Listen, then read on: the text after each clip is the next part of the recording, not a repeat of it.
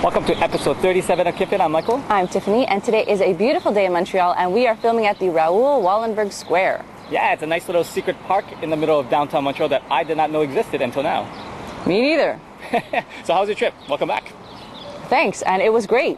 I'm still a little bit swayy because I think I'm on a boat, but I think I'll be okay in a few days. Well, you're lucky you came back to warm weather because the last episode we filmed, Vince and I were freezing our butts off. Sorry. Any case, I'm super excited about today's episode, so let's move on to Fit News. So what is going on in Fit News this week? Well, the one thing I want to bring to people's attention is a new book that recently came out that one of my clients bought. It's fairly interesting. It's called Kilo Cardio. It's a book by Isabelle Huot and José Lavigare, two health professionals here in Quebec. What I found really interesting about the book is not only do they show you exercises that you should be doing to help you lose weight, they also have an 8-week meal plan to follow. So they have recipes and specific meals that you should be taking for the 8 weeks. The recipes teach you how to cook those meals, but what I found really even more interesting was the fact that they even had a grocery list for you to follow to go buy certain items that you would need to stay healthy. So definitely something more useful for those who need a little bit of extra motivation and a step-by-step process into follow exercise and nutrition and what to buy, what to eat. Yep. Unfortunately, the book is only available in French, so unless you know French, unless you only know English, you might not be able to follow the book as well. But if you know French, definitely something to check out. Okay, so we'll keep an eye on that one. On my side, recently the diet pill Hydroxycut has been recalled. So that means if you have any old Hydroxycut pills in that cupboard of yours, get rid of them. They've recently come out with a couple of cases of adverse reactions and actually one death in the US resulting from taking these pills. So the company has voluntarily recalled them and have taken them off the shelves. So like I said, once again, if you have them in your cupboards, time to get rid of them. And normally we don't recommend taking diet pills. It's probably not a good idea. Exercise and good nutrition is probably the better way to go. Yeah, definitely be careful. All right, so the last bit of news I want to talk about is something I recently discovered. Mountain Equipment Co-op, since we last filmed there, they actually came out with a YouTube channel. Oh, wonderful. Yeah, so on the channel, they have a lot of videos out there. A couple of videos talk about tips and safety tips and repair tips on when you do stuff outdoors. Oh, wow. So if you're going biking and you have a problem with the tire, they have a tip on how to fix your tire. They have safety tips if you go hiking and you encounter an avalanche. They have safety tips for that. Okay. And they even have a video up for a contest they have out right now. Basically, you just have to film yourself doing an outdoor activity. If it's good enough, just submit it, and you might have a chance to win a prize. Wow, that's fun. I'm definitely going to check that out now. Definitely check it out. Cool. All right, so that'll be it for Fit News this week. On this week's Fit Tip, there are two things I wanted to touch upon. The first one being is, what is 1RM? Now, if you ever trained in a gym before, you might have heard the term. 1RM stands for 1 repetition max, which means how much weight you can lift in one shot for a specific exercise. So if you ever heard a health professional tell you to lift 80% of your 1RM, it just basically means 80% of whatever your 1 repetition max is.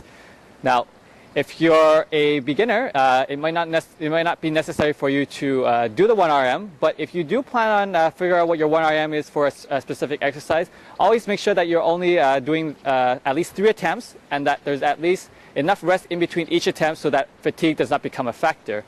Also, make sure that there's always another health professional there with you to help you out in case something happens, and it will help you to prevent any serious injuries.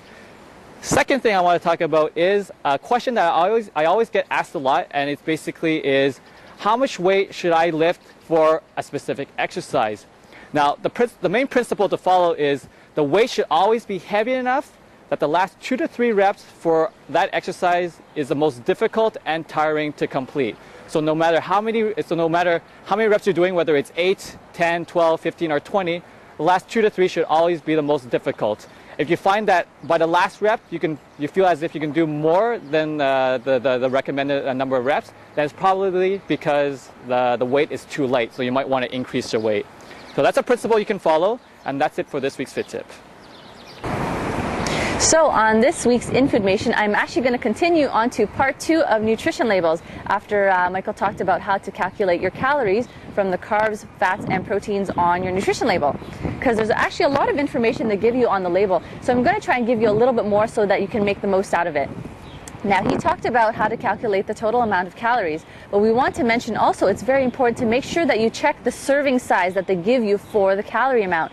Because say for a bottle of juice, they may only give you the serving size as 125 mLs, and that may equal to something like 80 calories.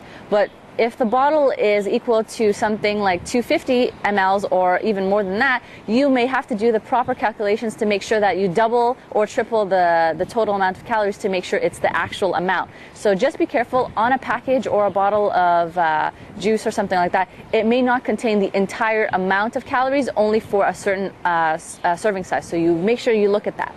Now, also I want to mention, if you look at the nutrition label carefully, sometimes for, well actually all the time for the fat, they have to specify the amount of saturated fat and trans fat, but they don't specify how much for the mono and polyunsaturated fats.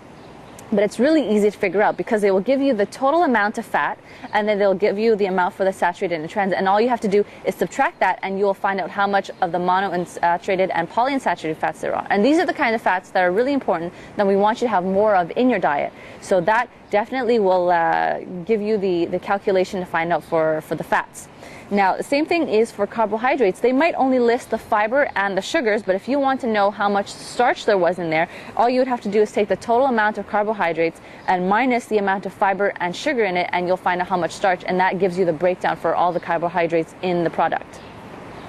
I also want you to take a look at, there's a second column on the side. It's for the percentage of daily value for that nutrient. So this number, really what it represents is just gives you an idea of how rich in a certain nutrient this food is in. So say you were looking for vitamin C. You would look at the side and say, oh, well, this has actually 0% of vitamin C in it. So this is not something that's rich in vitamin C, but however, it is a little bit more rich in fat.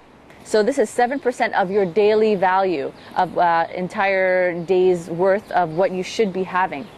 So this is not something that's absolute, because depending on your size and your weight, you may need a little bit more or a little bit less, but it would help you in finding certain foods that you wanted to be higher in iron or higher in vitamin C or calcium. You want to pick the ones that have a higher percentage of that in that food. So I hope that helps you a little bit with reading nutrition labels, and that will be it for this week's information.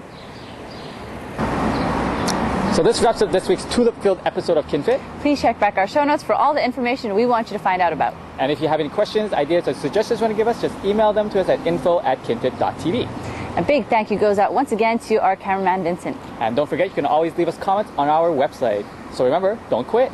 Stay fit.